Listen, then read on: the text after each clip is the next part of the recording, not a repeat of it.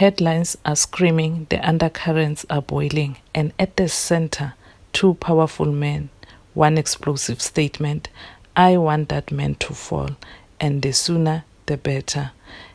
This is not from a political rival. This is not from a gangster.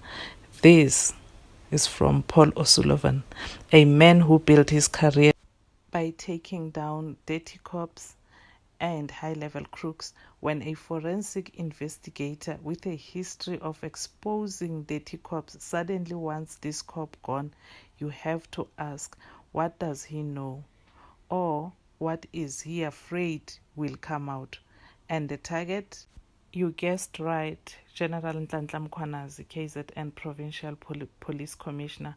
Why does South Africa's so-called anti-corruption crusader want a top cop to fall?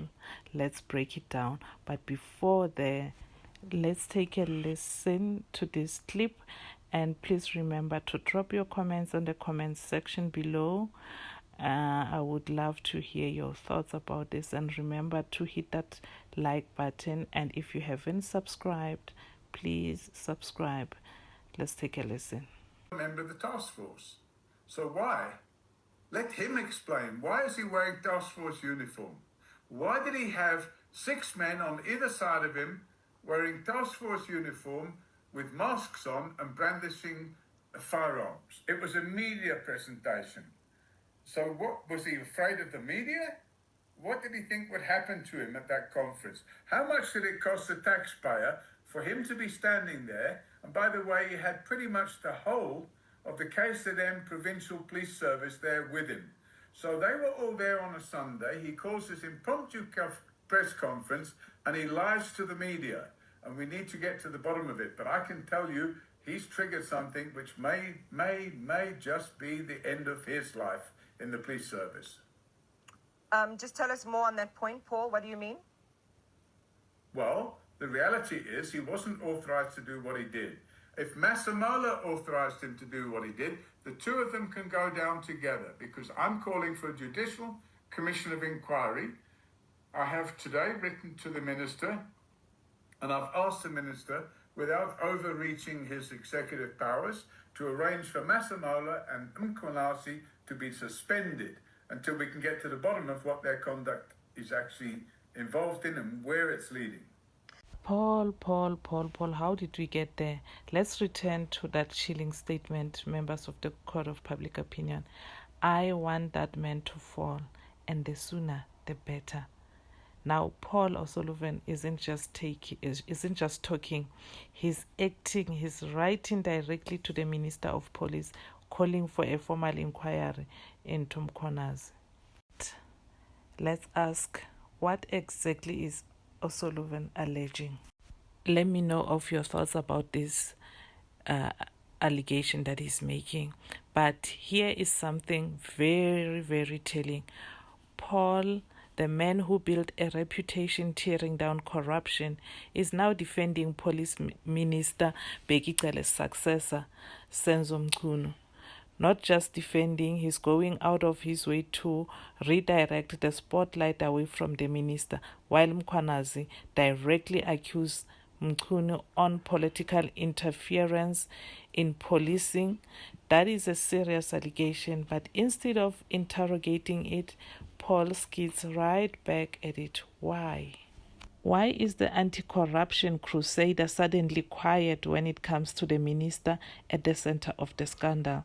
Why is he calling for an inquiry, not into the minister, but into the man who blew the whistle? Let us be clear, Mkhwanazi didn't throw wild accusations. He presented WhatsApp messages, he documented those messages, he showed a pattern of interference, and yet Paul O'Sullivan's outrage is aimed at the whistleblower, not the alleged meddlers. That silence, it speaks volumes. Then came Paul's most chilling line, and I quote, "This might be the end of his career in the police service." And I'm thinking, that's not an analysis, that's a prediction, or maybe even a warning. So let's ask, what does Paul know that the public doesn't know. Why would speaking against alleged interference lead to the end of career? Is this how the system deals with dissenters? If the price of exposing the truth is losing your badge, then Mkhwanazi is not shaken, because he has already proclaimed that he is ready to die.